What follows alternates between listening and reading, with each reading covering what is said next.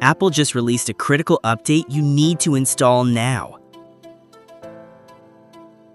Hey everyone, welcome back to the channel. Today, we've got an urgent security alert that you need to know about. Apple has just released a critical update to patch a zero-day vulnerability that was being actively exploited by attackers. So what's going on?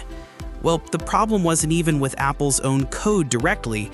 It was in a shared open source component called Angle, which is a graphics engine used by both Google Chrome and Apple Safari. A flaw was discovered in this engine, allowing attackers to escape the sandbox. Now, a sandbox is a security feature that keeps programs isolated and prevents them from messing with the rest of your system. Think of it like a playpen for apps. It keeps them contained. By escaping this sandbox, a malicious actor could trick you into visiting a specially crafted website and then execute their own code on your device, giving them a dangerous foothold on your system. This bug, identified as CVE 2025-6558, was actively exploited by attackers before a patch was even available.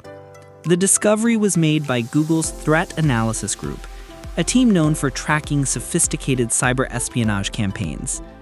This suggests that the attackers behind this were likely highly skilled and well-funded.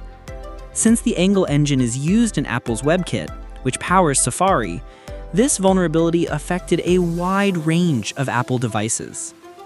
What you need to do. The good news is, Apple has already released a fix. You need to update your devices immediately. The patches are included in these updates.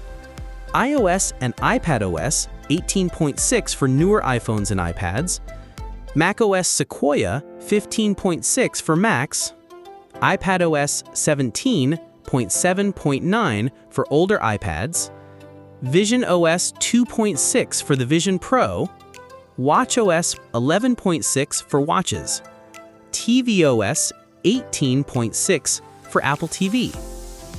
Don't wait. Go to your settings and check for a software update to protect your device from the serious threat. Stay safe out there.